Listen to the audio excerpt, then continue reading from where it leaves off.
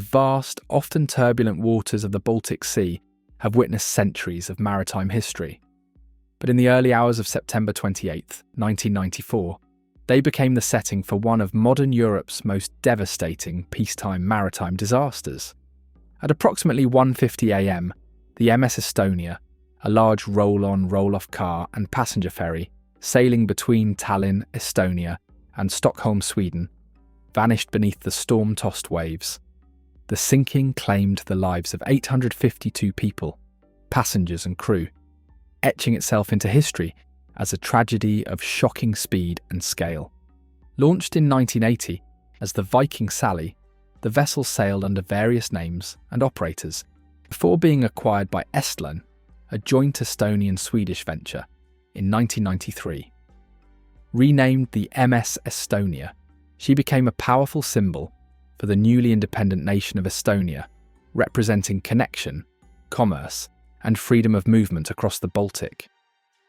The route between Tallinn and Stockholm was vital, carrying thousands of passengers, vehicles, and cargo weekly.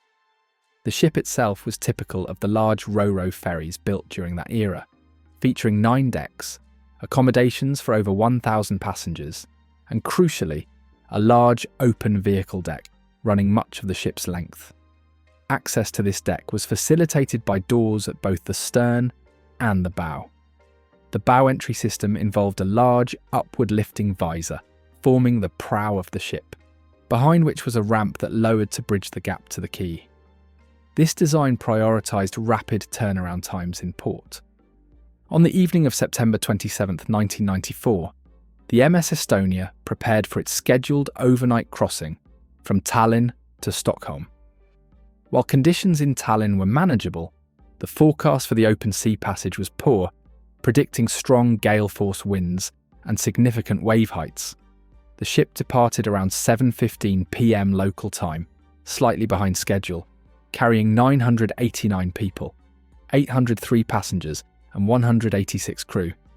As she progressed westward into the Baltic, the weather deteriorated as predicted, encountering winds reported near 20 metres per second, force 8 to 9, and waves estimated between 4 and 6 metres high, occasionally even larger.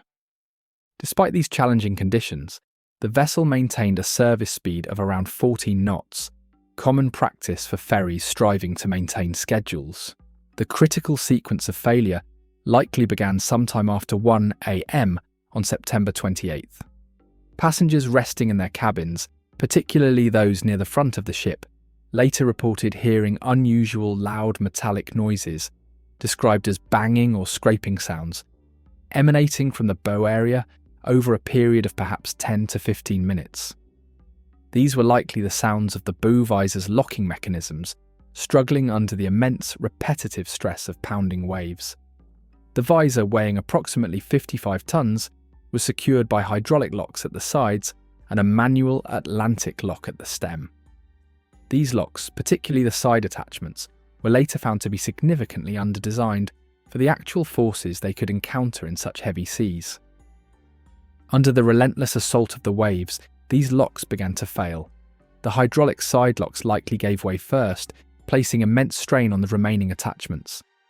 Soon after 1:15 a.m, the visor failed completely, torn away from the ship's superstructure and possibly swinging upwards and outwards before detaching entirely. This catastrophic failure exposed the inner loading ramp.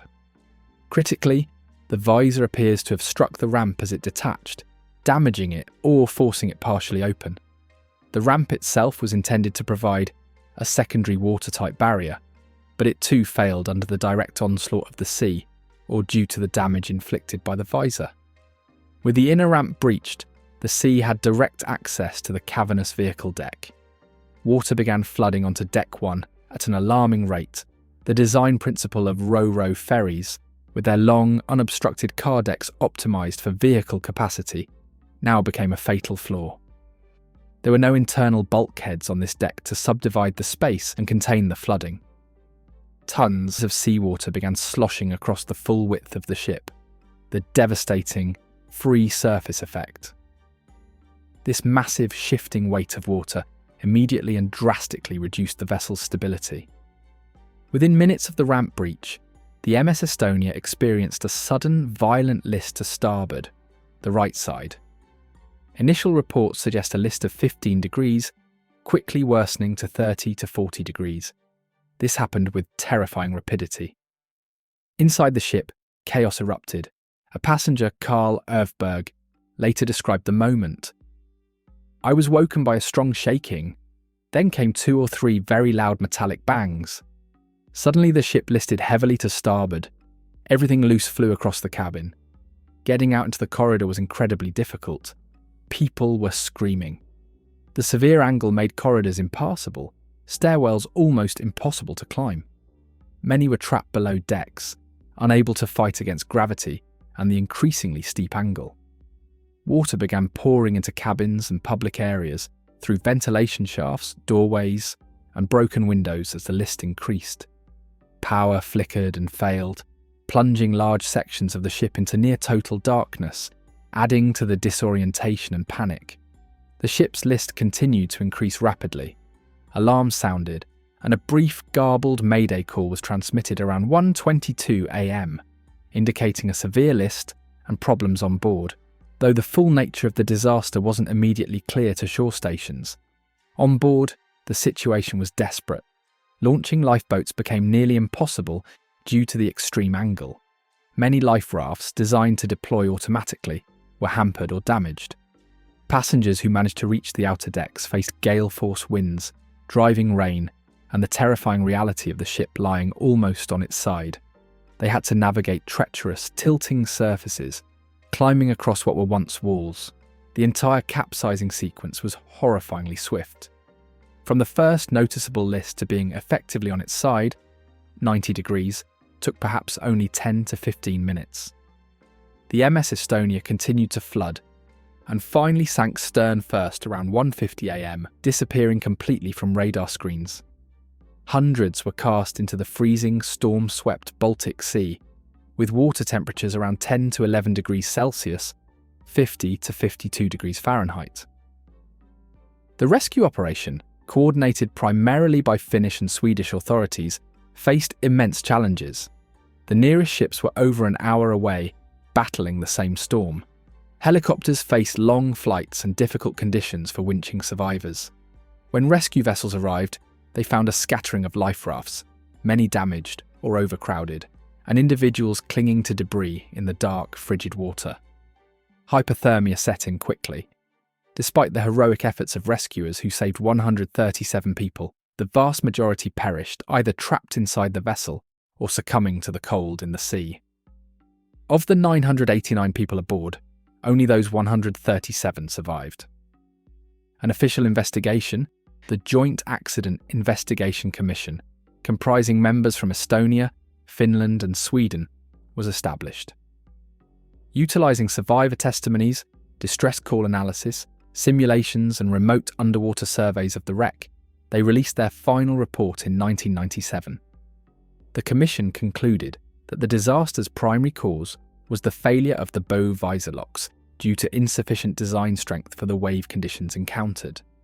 This led to the visor detaching, which in turn caused the failure of the watertight ramp, allowing rapid flooding of the car deck. The ship's speed in the prevailing weather was cited as a contributing factor to the high wave loads on the bow. While numerous alternative theories and controversies have arisen over the years, the JAIC report remains the official explanation. Unlike the Herald of Free Enterprise inquiry, the JAIC report did not assign blame to specific individuals for negligence in the same way. Instead, the focus shifted towards systemic issues: the adequacy of design standards for ro-ro ferries, the certification processes, and operational safety culture concerning heavy weather navigation and securing devices. Consequently, no criminal charges related to the sinking were successfully brought against individuals or the companies involved. The sinking of the MS Estonia sent shockwaves through the maritime world and led to significant regulatory changes aimed at preventing similar tragedies. Key changes included stricter requirements for the design, strength, locking, and securing mechanisms of bow doors and visors on ro-ro ferries. Enhanced surveillance systems, like CCTV for monitoring these doors from the bridge, became mandatory. Rules regarding watertight integrity, damage stability, a ship's ability to remain stable after flooding, and evacuation systems were also tightened for this class of vessel. Regarding the wreck itself, early discussions about raising the MS Estonia to recover the deceased and potentially gain further insight were fraught with technical challenges, immense cost, and sensitivity towards the victims' families. Ultimately, these plans were abandoned. In 1995, the Estonia Agreement was signed by Sweden, Finland, Estonia, Latvia, Poland, Denmark, Russia, and the United Kingdom, declaring the site a final resting place and prohibiting disturbing activities, effectively making it a protected marine grave. The MS Estonia lies on the seabed, a sombre monument under the Baltic waves. The disaster remains a profound national tragedy, particularly for Estonia and Sweden. It serves as a disturbing testament to the unforgiving nature of the sea, the critical importance of robust engineering and adherence to safety protocols, and the devastating human cost when systems fail.